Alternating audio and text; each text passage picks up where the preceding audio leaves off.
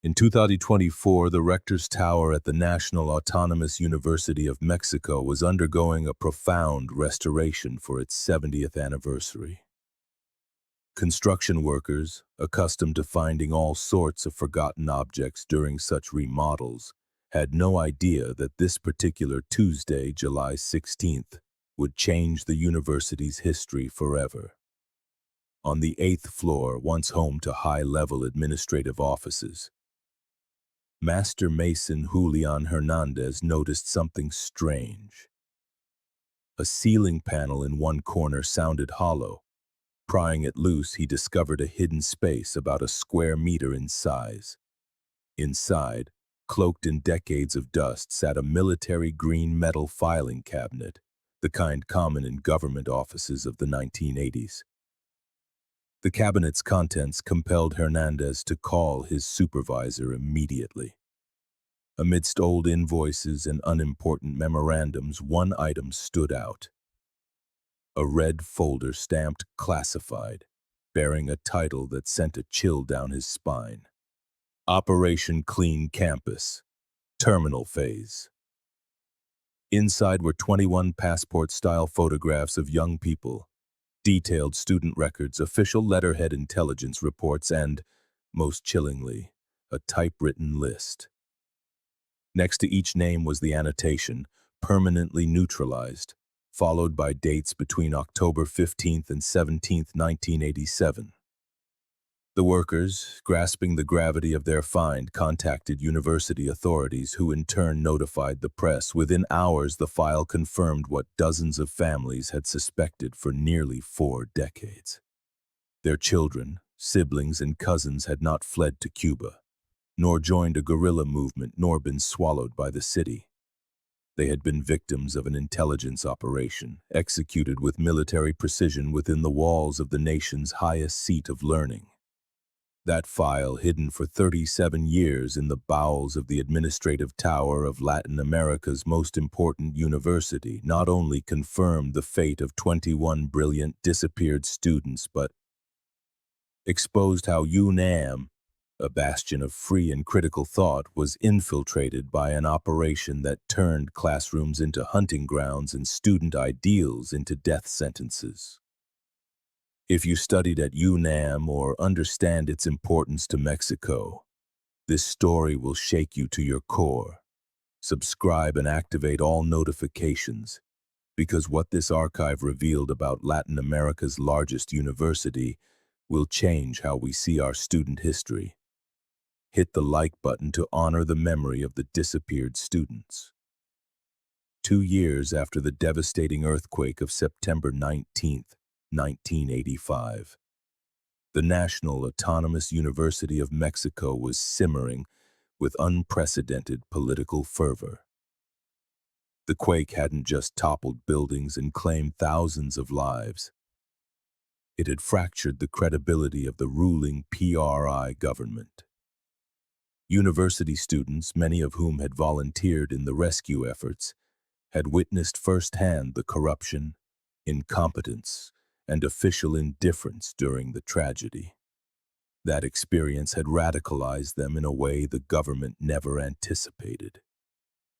University City, with its 730 hectares and over 300,000 students, was a microcosm of Mexico. In its faculties, from philosophy to engineering, medicine to political science, movements were brewing that openly questioned the PRI, demanded real democratization, denounced systemic corruption, and sought justice for the earthquake's victims. The murals by Siqueiros on the Rector's Tower seemed to come alive with every student assembly, every march, every petition drafted in classrooms that had become political organizing centers. The campus had transformed into a hotbed of revolutionary ideas. Massive assemblies were held on the main esplanades where everything from Marxist theory to civil resistance strategies was debated. Auditoriums filled with lectures on the history of Latin American social movements. The cafeterias buzzed with debates about Mexico's future. It was impossible to walk across the central grounds without encountering brigades handing out flyers, collectives painting banners, or students organizing their next action. The student movement of 1987 was fundamentally different from that of '68. They had learned from history, from the Tlatelolco massacre, from the tactical errors of their predecessors. This new movement was decentralized, more sophisticated in its methods, more aware of the risks. There were no single charismatic leaders who could be easily identified and neutralized. Instead, there were rotating student councils where decisions were made collectively. Activists used pseudonyms, communicated with prearranged codes, and constantly changed their meeting places. They knew they were being watched by government ears infiltrated among the student body, but they fatally underestimated just how far that surveillance had evolved. The movement's demands were concrete, born directly from their post-earthquake experiences. Full transparency in the use of reconstruction funds, much of which was suspected to have been embezzled. Real democratization of university structures where students would have a voice and a vote in important decisions.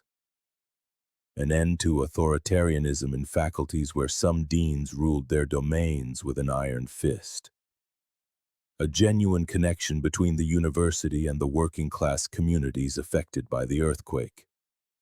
But for the government of Miguel de la Madrid, already in the final years of its term and preparing for the presidential succession, any organized student movement represented an unacceptable threat to the system. The ghost of '68 still haunted Los Pinos. The 21 students who would disappear in October 1987 were not marginal radicals or professional agitators. The archive revealed detailed profiles of each one, showing they were the best of their generation. Ricardo Mendez Solis, 24, a student of philosophy and letters, was the general coordinator of the University Student Council. The son of a primary school teacher and a nurse, he had entered UNAM with the highest grades of his cohort. His thesis on Gramsci and cultural hegemony in post-revolutionary Mexico was considered brilliant by his professors. Ana Lucia Fernandez Dominguez, 22, from political science and public administration, edited the underground publication Voz Universitaria, which circulated 5,000 copies monthly. The only child of a single mother who worked as a secretary, Ana Lucia balanced her studies with a part-time job to help at home. Brothers Jorge and Carlos Espinoza Ramirez, 21 and 23 respectively, both from the Faculty of Engineering, had organized the most effective student brigades to support earthquake victims. Their construction experience, learned from helping their Mason father since childhood, made them natural leaders during the 1985 emergency. Monica Herrera Sanchez, just 20 years old, a medical student, had established a network of makeshift clinics in working-class neighborhoods where senior students provided free consultations. Her charisma and dedication had made her a vital bridge between the university and the communities most in need. David Goldberg Rosenbaum, 23, from the Faculty of Economics, served as the student movement's treasurer. His transparent financial management and his ability to raise funds through collections kept the movement's activities afloat. The son of merchants from the Lagunilla market, he understood the value of every peso. Patricia Rios Mendoza, the youngest at only 19, a student of Hispanic literature, was the movement's poet. Her verses were passed from hand to hand, recited at assemblies, and transformed into slogans.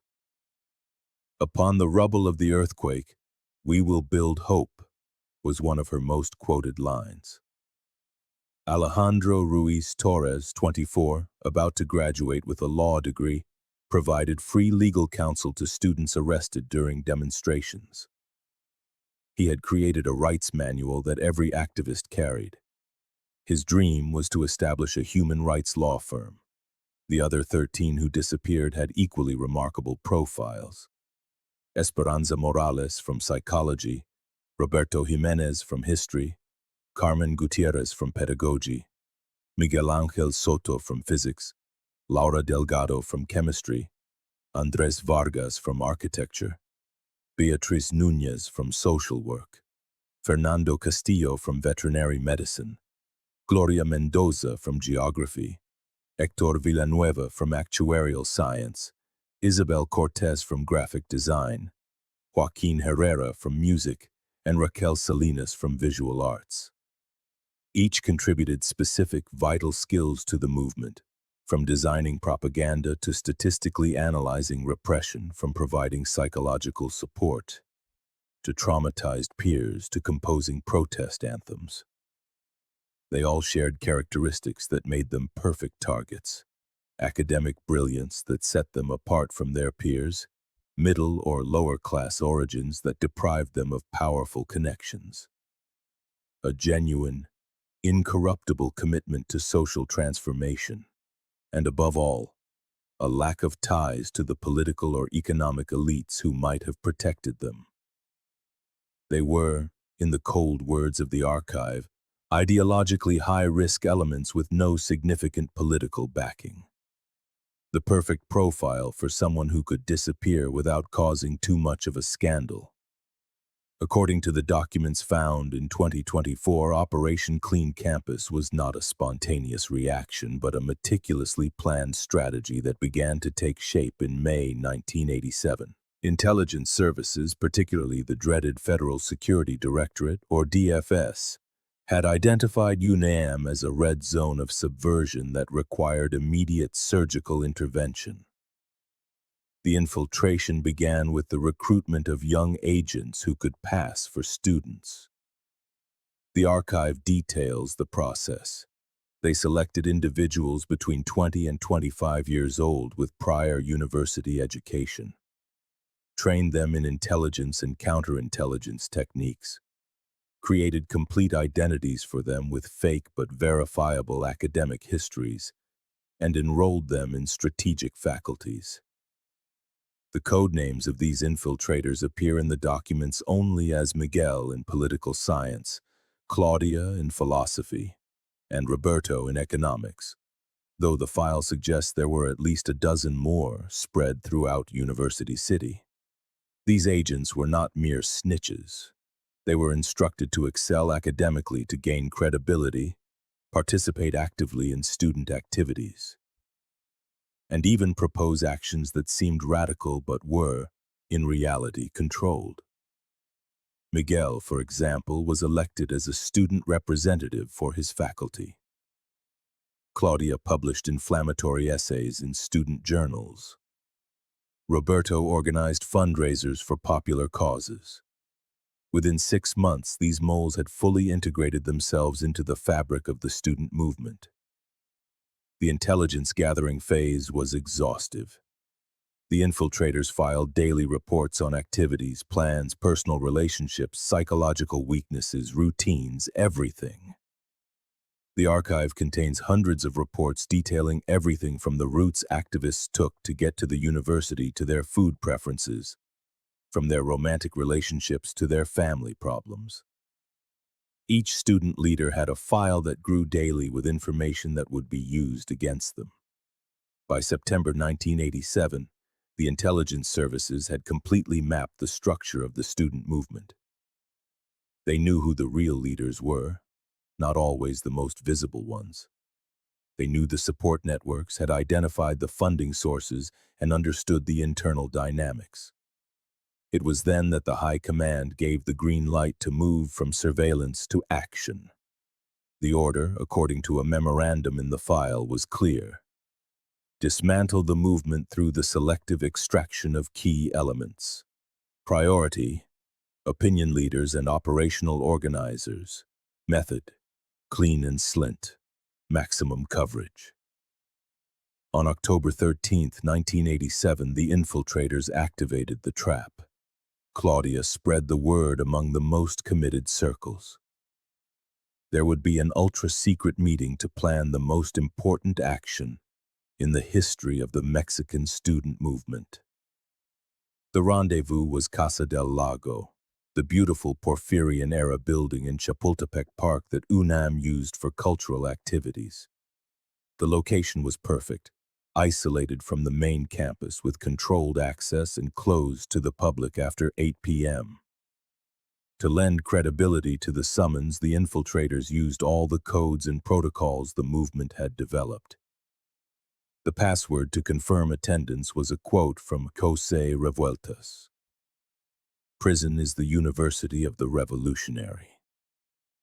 Messages were passed hand to hand, never by phone. Maximum discretion was requested, with attendance limited only to the most committed and trustworthy. The movement's natural paranoia played into the perpetrators' hands. The extreme secrecy seemed justified given the importance of the supposed action being planned. The guest list was not random. The 21 students summoned had been carefully selected for their strategic importance to the movement. They were not necessarily the most visible or charismatic, but rather the ones who made the machinery work, the ones who secured resources, maintained communications, coordinated actions, and served as liaisons between different groups. It was a surgical selection designed to paralyze the movement without the need for a massive crackdown that could create martyrs. The night of October 15, 1987, will forever be marked as one of the darkest in the university's history. The documents detail the operation with chilling military precision. Starting at 9:30 p.m., the students began to arrive at Casa del Lago, following instructions one by one or in pairs, using different routes, checking to make sure they weren't being followed. The irony was brutal. All the precautions they took against government surveillance were leading them straight into the trap. Each student was greeted by one of the infiltrators who guided them to a room in the back of the building where the others were supposedly waiting. They were offered coffee or water for the long night of planning ahead. The drinks, of course, were laced with a fast-acting sedative. Within minutes, the students lost consciousness. The documents mention that some realized the deception. Patricia Rios, according to the report, managed to scream, "They sold us out!" before she collapsed. Ricardo Mendez tried to struggle, but it was too late. The unconscious bodies were immediately moved through a rear exit to unmarked vans waiting with their engines running. Each vehicle had been assigned specific targets and predetermined routes. The entire operation, from the arrival of the first student to the departure of the last vehicle, took less than 2 hours. By 11:45 p.m., Casa del Lago was empty and clean. No trace remained of the 21 students who had walked in, trusting their comrades. On October 16th, as the kidnapped students were being transported to their final destinations, the cover-up machine was already in motion. The archive details 3 different locations for the groups. Group A, composed of 7 students considered ideologically recoverable, was taken to military camp number 1. The documents suggest they were to be subjected to ideological reorientation, a euphemism for brainwashing through psychological torture. Group B, 8 students classified as highly dangerous and non-recoverable elements, was transferred to an unspecified facility in Toluca. References to deep interrogation for intelligence extraction left no doubt as to the fate that awaited them. Group C, the remaining 6, including Ricardo Mendez and Ana Lucia Fernandez, were marked for immediate disposal. In the bureaucratic language of terror, this meant execution without further delay. Simultaneously, a masterfully orchestrated disinformation campaign was launched on the university city campus. Contradictory rumors were planted. Some claimed to have seen several of the disappeared boarding buses south, presumably towards Chiapas, where guerrilla groups operated. Others swore they saw them at the airport bound for Cuba. Forged letters appeared in which the students supposedly explained their decision to abandon the sterile university struggle for direct revolutionary action. But the most cynical and painful part of the cover-up was the institutional complicity of UNAM itself. The file includes a memorandum addressed to the rector. The name is redacted, but the dates coincide with the tenure of Jorge Carpizo. It reports that subversive elements have been removed from campus to protect the institutional stability and prestige of our highest house of studies. The handwritten reply on the same document is chilling in its brevity. Proceed with absolute discretion. Avoid media scandal. Protect institutional image. 21 of Mexico's brightest students vanished from the very university that was meant to protect them. If this outrages you, share this video now. Comment if you knew someone who disappeared from UNAM during those years. The full truth is even more devastating. The first 72 hours following the disappearances were crucial, revealing the perverse efficiency of the operation. The families were slow to coordinate a response because each believed their case was an isolated one, a private problem, unconnected to the others. Ricardo Mendez's parents initially thought their son was having relationship trouble. Ana Lucia's mother feared an accident. The Espinosa family believed their sons might have gone to help a community without notice, as they had done so many times before. It was Patricia Dominguez, Ana Lucia's older sister, who began to connect the dots. A primary school teacher with a will of steel forged in the classrooms of Iztapalapa. Patricia didn't believe the vague explanation she was given for a single second. When she went to the Mexico City prosecutor's office to file a report, she found other families in the waiting room in the exact same situation. The coincidence was too great. They were all looking for UNAM students. All of them were prominent. All were politically active, and all had disappeared on the same dates. Patricia called a first meeting at her home. 15 families attended. As they shared information, the pattern became terrifyingly clear. Their children had all mentioned an important meeting. None had returned. They were all leaders in some way. The conclusion was inescapable. These were not voluntary departures, but forced disappearances. UNAM's response to the family's initial inquiries was disgraceful. The university administration issued a statement that would live in infamy. The National Autonomous University of Mexico informs that several students have abandoned their studies for personal reasons. The institution respects the privacy of its students and cannot provide information regarding personal decisions. When the families pressed, presenting proof that their children were exemplary students, the response became even more cynical. They were told of unspecified academic problems or delicate personal situations that the students had preferred to handle by leaving the university. Monica Herrera's parents refused to stand idly by. Her father, Don Roberto Herrera, a mechanic by trade and a lifelong fighter, began his own investigation. He spoke with his daughter's classmates, reviewed her notebooks, and reconstructed her final days. Several students confirmed in hushed and fearful tones that Monica had mentioned an important meeting on the night of the 15th. But when Don Roberto tried to formalize these testimonies, the students either recanted or simply vanished. Meanwhile, the student movement was paralyzed. The simultaneous disappearance of its best organizers created a devastating domino effect. Without Ricardo to coordinate, Ana Lucia to communicate, the Espinosas to organize, David to manage resources, Patricia to inspire, Alejandro to defend, and the others to operate, the movement crumbled in a matter of weeks. Assemblies that once drew hundreds now barely gathered a few dozen. The paranoid believed there were spies everywhere. The naive thought their friends had truly fled. Fear gripped the university city. A few brave professors tried to help. Dr. Raul Alvarez from the Faculty of Philosophy, Ricardo Mendez's mentor, began to compile information. He discreetly interviewed students, collected dates, and documented patterns. His preliminary report titled Irregularities in Student Desertion, October 1987, never saw the light of day. Dr. Alvarez received a visit in his office. What was said is unknown, but the next day he requested a sabbatical that turned into an early retirement. He moved to Guanajuato and never spoke of the matter again.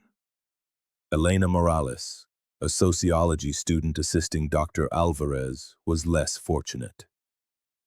On December 3, 1987, her body was found in her apartment in Copilco. The official story, suicide by barbiturate overdose. Her friends knew Elena wouldn't even take an aspirin for a headache. Her notebook on the disappeared was never found. The families tried to organize formally. They created the Committee of Parents of Disappeared UNAM students, but every attempt to meet was sabotaged. Rented venues would cancel at the last minute. Flyers would disappear from the printers. Journalists who showed interest would suddenly receive job offers in other states. It was like fighting ghosts. Doña Carmen Solis, Ricardo's mother, developed a ritual she would keep for decades. Every Monday, she went to the university city and stood before the rector's tower with a photo of her son. At first, other mothers joined her. Over time, fear and exhaustion drove them away. But Doña Carmen persisted, rain or shine, every Monday for 30 years, until her health finally failed her. New students didn't know who this old woman with the faded photograph was. The older ones preferred not to remember. The years turned, the 21 disappeared into ghosts that UNAM was determined to exorcise through systematic silence. Their files mysteriously vanished from school archives. Their names were erased from graduation lists. Commemorative plaques that included them were renovated without their names. It was as if they had never existed, as if they had never walked the campus grounds, studied in its libraries, or dreamed in its classrooms of a better Mexico. The machinery of institutional forgetting worked with precision. When a family member managed to get a new official to check the archives, the answer was always the same. There is no record of that student. When they presented report cards, ID cards, and certificates, the response grew more sophisticated. The documents appear to be irregular, or there must be an error in the system. An error that, curiously, affected exactly 21 students and no one else. In 1997, on the 10th anniversary of the disappearances, the surviving families organized a memorial on the main lawn of the university city. They placed 21 white crosses with the names and photographs of the missing. New students approached, curious, asking questions, becoming outraged as they learned the story. For a few hours, the 21 existed again at their university. That same night, a cleaning and maintenance crew removed everything. By the next morning, not a trace of the memorial remained. The families received citations for disturbing university order without authorization. In 2007, a student collective called University Memory tried to investigate the case. 20 years had passed. They naively thought it was enough time for the university to confront its past. They requested access to historical archives. They interviewed emeritus professors. They searched newspaper archives. They began publishing their findings on a blog that quickly gained a following. The institutional response was swift and brutal. The collective's leaders were accused of defaming the institution and creating an atmosphere of instability contrary to the university spirit. 3 were expelled. Others had their stipends revoked. Some saw their scholarships canceled. The message was clear. Anyone who dug into that dark past would pay the consequences. The blog was hacked and erased. Backups stored on university computers mysteriously disappeared. UNAM, which publicly prided itself on its autonomy, its academic freedom, its commitment to truth and critical thinking, guarded this secret with dictatorial zeal. It was a contradiction that corroded the institution's ethical foundations. Rectors came and went, some more progressive, others more conservative, but they all inherited the same pact of silence. It was as if, upon taking office, they received an unwritten order along with the keys to the office. Keep that truth buried. Only a few emeritus professors, the oldest, those with nothing left to lose, dared to remember. Dr. Ernesto Villegas of the Political Science Department would sometimes tell his closest students about Ana Lucia Fernandez. "The most brilliant student I ever had," he would say. "She would have changed Mexico." But when they asked what happened to her, the old professor would just shake his head and change the subject. The vedeles, the invisible workers who keep the university running, had their own oral history. Don Chuy, who had been cleaning the philosophy hallways for 40 years, would sometimes mutter as he mopped, "The Mendez boy used to sit here. So smart. One day he just didn't come back." Doña Tere, from the engineering cafeteria, kept a faded photo of the Espinosa brothers. "They helped me when I had surgery. They were good boys. They took them." But without proof, without official files, without institutional recognition, the 21 remained in the cruel limbo of the disappeared. Not alive, not officially dead, not present, yet not entirely absent, existing only in the ever more fragile memory of those who refuse to forget. 37 years of institutional lies are about to crumble. Like this video, if you believe UNAM must acknowledge its complicity. Your support helps us demand university justice. The documents reveal connections that reach to this day. The contents of the Operation Clean Campus file, discovered in July 2024, were overwhelming in their detail and chilling in their bureaucratic coldness. The 400 pages of meticulous documentation revealed not only the fate of the 21 students, but the entire machinery of terror that had been assembled to silence the student movement. The student files were particularly disturbing. Each of the 21 had a complete dossier with photographs taken without their knowledge in various situations. At assemblies, walking across campus, eating in the cafeteria, studying in the library. Alongside the photos were detailed psychological evaluations written by infiltrators. Subject displays high capacity for leadership and charisma. Estimated influence, 200 to 300 students directly. Ideological dangerousness maximum. Academic records had been annotated with intelligence observations. Next to Ana Lucia Fernandez's outstanding grades, someone had written, "Uses her academic brilliance to legitimize subversive positions." Her essays are widely read and cited. Neutralization is a priority. In the file of the Espinosa brothers, it read, "Technical knowledge applicable to sabotage. Popularity in working-class sectors. Eliminate simultaneously to prevent retaliation." Even more disturbing were the social network maps. Complex diagrams showed the connections between the students, their circles of influence, their contacts outside the university. Ricardo Mendez appeared at the center of a web connecting different faculties and movements. David Goldberg had arrows linking him to unions and popular organizations. Patricia Rios was tied to intellectual and artistic circles that amplified her message. The post-operation reports were documents of horror, written with the sterile detachment of a bureaucrat.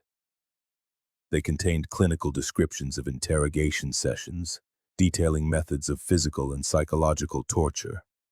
Subject Mendez showed high initial resistance. Application of Technique 3B.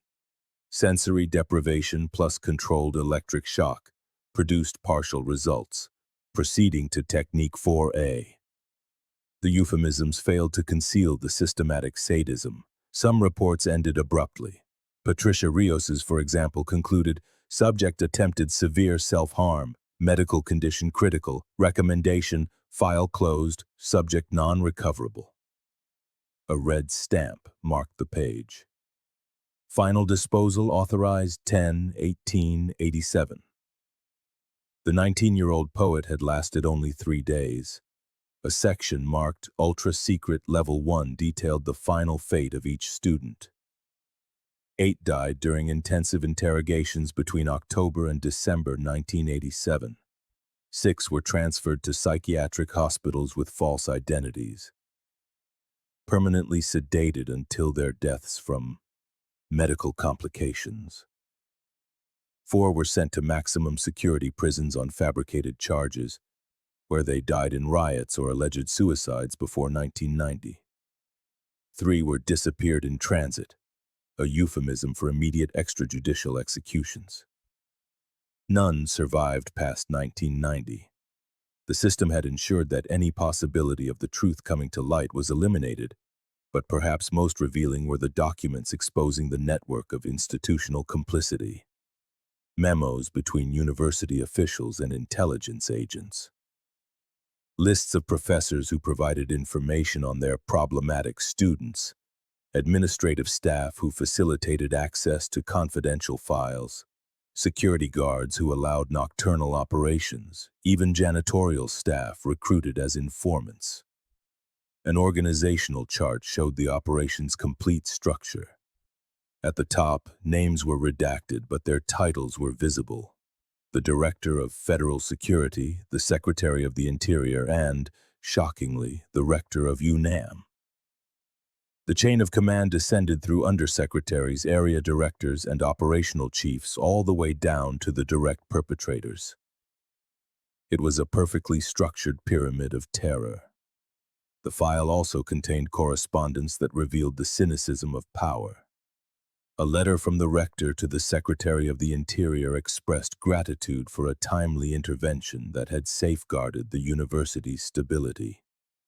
It promised continued collaboration in identifying disruptive elements. The reply congratulated the university, UNAM, on its institutional maturity and heralded a new era of cooperation between the university and the government. But there was another section titled Lessons Learned and Recommendations. It was a manual for future operations. How to identify potential leaders before they became radicalized. More sophisticated methods of infiltration, enhanced techniques for disinformation. The final page bore a handwritten note. Operation successful, movement dismantled. Consider periodic preventative implementation. When the contents of this file were leaked to independent media in July of 2024, UNAM's first instinct was total denial. An initial statement dismissed the documents as crude forgeries, designed to damage the prestige of our institution. But the evidence was overwhelming. The official seals matched those used during that era. The signatures belonged to well-known officials. The photographs showed unmistakable places and people. The pressure began to grow exponentially. Current students, outraged by the revelation, occupied the main esplanade. There weren't 21 of them, or 100.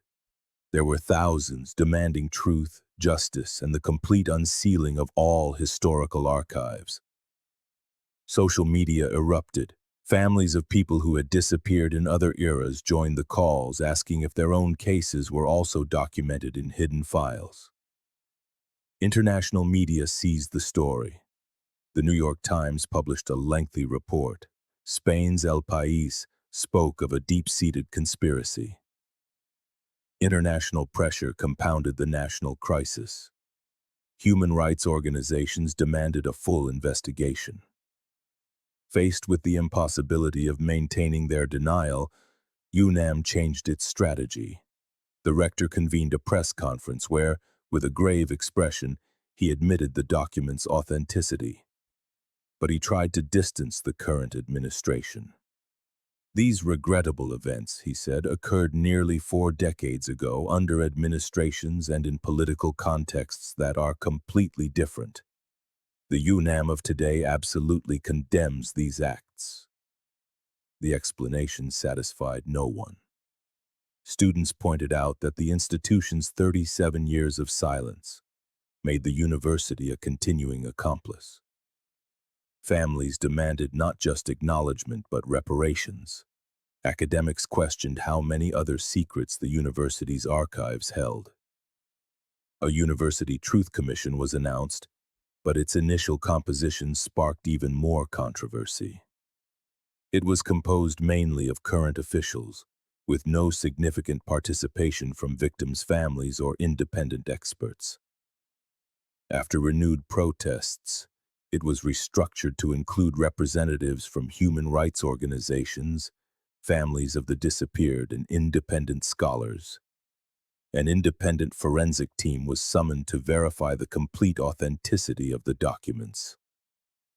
Their verdict was definitive.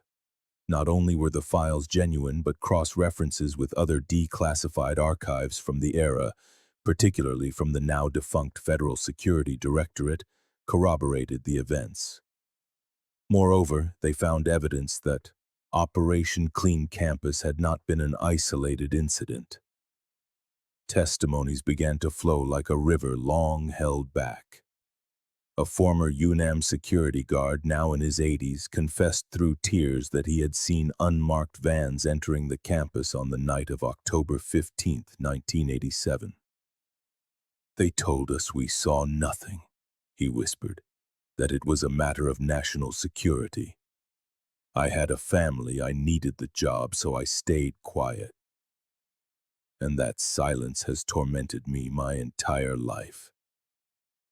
A former administrative employee, Maria Elena Suarez, revealed that in 1988, she received direct orders to destroy the files of 21 students. "They told me it was a routine archival purge," she said, handing the commission photographs and documents she had kept hidden for decades. "But I knew some of those kids. I knew something was wrong, so I kept some copies." Professor Emeritus Alejandro Rosas, 85 years old, finally broke his silence. He had been a teacher to one of the victims, Ricardo Mendez, and for years had carried the guilt of having publicly praised his brilliance at a conference attended, unbeknownst to him, by intelligence agents. "I pointed him out without meaning to," he lamented. "I said he was the most promising student I'd ever had, that his ideas could transform the country. I didn't know I was sentencing him to death." For the few surviving family members, the revelation was both devastating and liberating.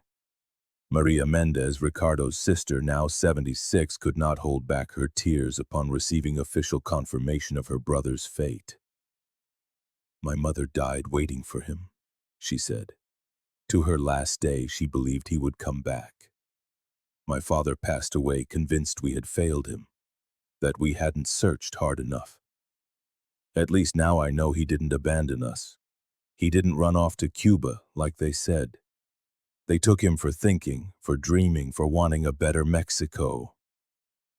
The children of Ana Lucia Fernandez, who grew up with the stigma of being the children of a terrorist who abandoned her family, finally learned the truth. All our lives they told us our mother was an extremist, a bad woman who chose violence over her family.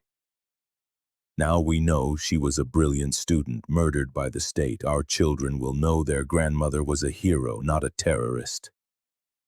UNAM collaborated in the disappearance of its own students.